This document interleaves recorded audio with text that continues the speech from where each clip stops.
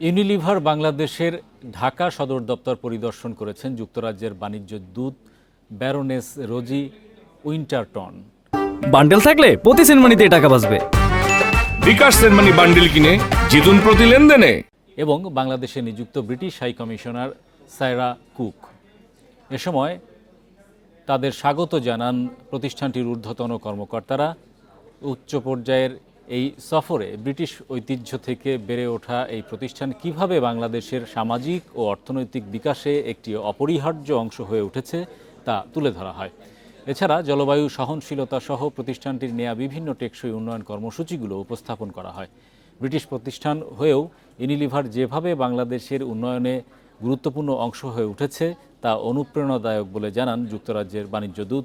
অনুষ্ঠানে অর্থনৈতিক প্রবৃদ্ধির সাথে বাংলাদেশের অগ্রযাত্রা প্রশংসনীয় বলে জানান বাংলাদেশে নিযুক্ত ব্রিটিশ হাই কমিশনার।